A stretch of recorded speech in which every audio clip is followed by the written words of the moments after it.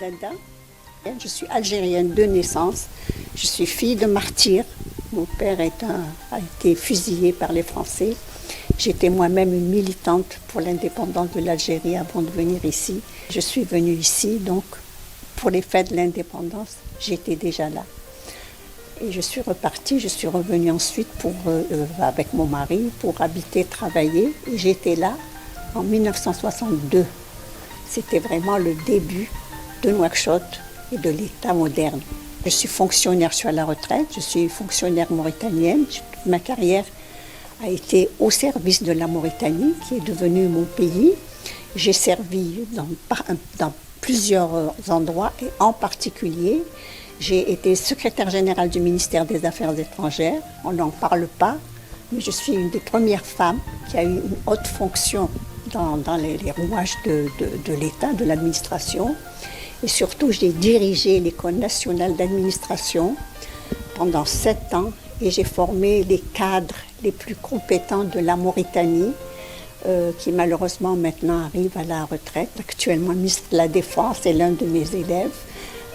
L'ancien directeur de l'ENA qui a été ministre longtemps, le Marab Sidi Mahmoud Yarhamou, a été un de mes élèves. Le premier ministre, Sidi Mohamed Boubacar, qui vient de rentrer parce qu'il est à la retraite maintenant, est un de mes élèves, etc., etc. Donc j'ai eu une carrière et j'ai été diplomate au service de la Mauritanie. J'ai fait toutes les commissions. J'ai beaucoup travaillé pour les droits de l'homme. J'ai été membre de la commission des droits de l'homme. J'ai présidé une commission des Nations Unies, la 3e commission, au moment où on rédigeait les pactes des droits de l'homme. Et ma dernière fonction a été internationale. J'ai été directrice générale d'un institut international qui s'appelle l'Institut international des sciences administratives à Bruxelles pendant 7 ans, dont j'ai démissionné en 2000 pour rentrer en Mauritanie. Et voilà, et depuis je suis à la retraite. J'ai fait des consultations et maintenant je suis âgée, je suis tranquille chez moi. Moi j'étais une étudiante, j'étais algérienne, je suis allée en France.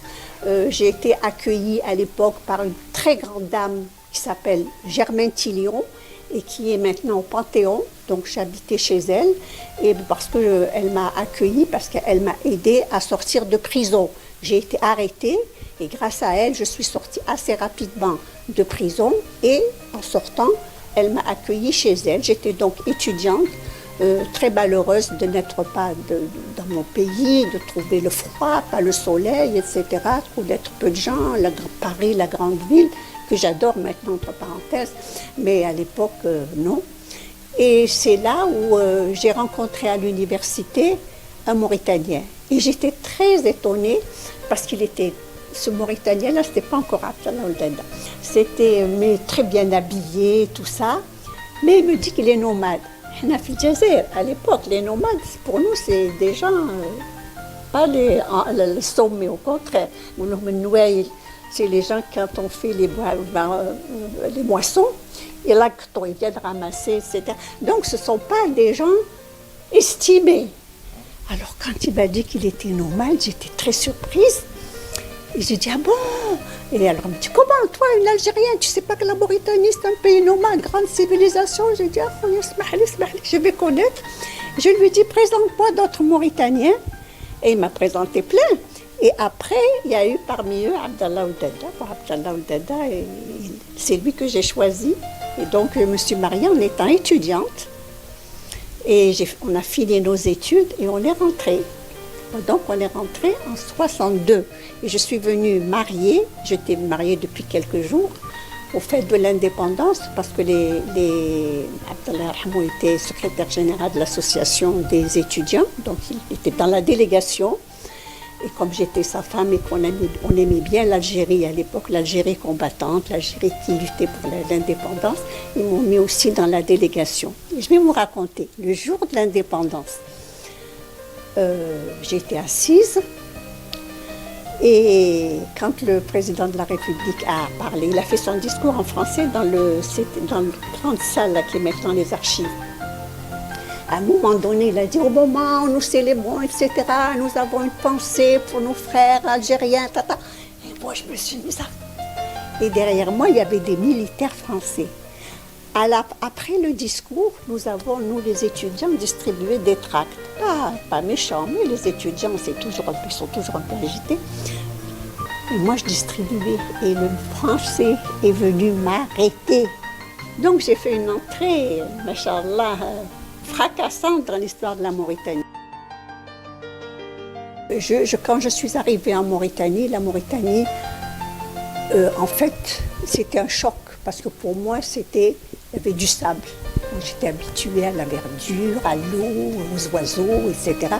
Donc c'était un grand choc. Mais ce choc a été dépassé très très rapidement par la qualité humaine des Mauritaniens. Pas de voiture, j'allais à pied. J'habitais près de la mosquée saoudienne. J'avais une petite maison là-bas. J'allais à pied, je revenais à pied. C'était difficile. Il y avait un magasin au marché, le Malsa, où il n'y avait presque rien. Et les bourgeois, là, les fonctionnaires comme nous, chaque semaine, on recevait un bout de caisse de Dakar avec quelques fruits, un petit café, du thé, en fait, des trucs comme ça. Voilà. C'était une vie très austère. Mais j'en garde un souvenir merveilleux. La Mauritanie, arabe, africaine, musulmane, surtout séculaire, c'est-à-dire la noblesse, la dignité, la simplicité, le partage.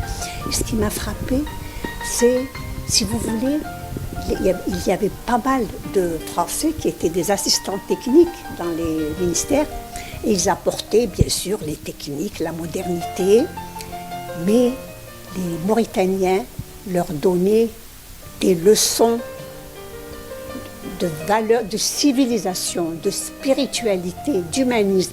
Et il y avait un échange. C'est pourquoi tous les gens qui ont servi ici, les étrangers, ont adoré le pays. C'est grâce à cette civilisation, cette spiritualité que véhiculaient les Mauritaniens de l'époque et qui était visible. Et puis je voudrais vous dire une chose aussi, c'est que maintenant, où il y a des problèmes, on parle de l'unité nationale, bien sûr, c'est très important, la cohésion, les Haratin, les Biran, les négro-mauritaniens. À l'époque, tout ça n'existe pas. Moi, je ne voyais même pas la couleur des gens. Nous étions tous des Mauritaniens et croyez-moi, même avec les échanges entre nous, étaient quotidiens. Dans la rue, d'abord il n'y avait pas de voiture, donc on se marchait, on se retrouvait dans la rue, dans les invitations. Et c'est aussi ce partage, il était aussi avec les étrangers. C'est comme ça que j'ai découvert la Mauritanie, que j'ai aimé la Mauritanie et que je me suis sentie vraiment mauritanienne. Et j'ai servi ce pays comme peu de Mauritaniens l'ont servi. Mais maintenant, c'est triste, mais je me sens étrangère. Et les gens me considèrent comme une étrangère. Voilà. عندكم quelqu'un qui ne met pas le ملحفة ما هو منكم الملحفة ما هي الباسي. Il y avait un grand préjugé des femmes pour le travail manuel. Maintenant, alhamdoulilah, elles travaillent. Alors moi, je nettoyais ma maison, parce que si je comptais simplement sur l'employé que j'avais, on appelait ça le boy. J'avais horreur de ça, le boy. Donc je travaillais avec lui. Alors elle venait me prendre son nez. Après j'ai compris, elle riait, moi je croyais qu'elles étaient contentes de me voir. Ce qui était merveilleux, c'est que c'était le vrai islam. C'était un islam ouvert, tolérant. L'islam, le vrai islam. Maintenant, moi je ne sais même pas si les gens... Et l'islam, on l'apprenait dans les familles, on l'apprenait dans les mahadras. Et donc, l'islam ne discrimine pas l'autre. Vous avez aimé les objets de l'artisanat mauritanien, qui est un magnifique artisanat. Et je collectionne depuis mon arrivée en Mauritanie, donc depuis 1960. J'ai beaucoup fréquenté les artisans que je respecte beaucoup. Et je sais que j'aurais pu faire du commerce. J'aurais pu faire gagner beaucoup d'argent, créer une grande boutique internationale. Mais heureusement, malheureusement, je ne sais maintenant Je n'étais pas intéressée par le commerce et l'argent. Moi, mon idéal a été et reste servir. Servir un pays, servir l'État. Et c'est ce que j'ai fait toute ma vie. Je ne regrette rien, mais voilà.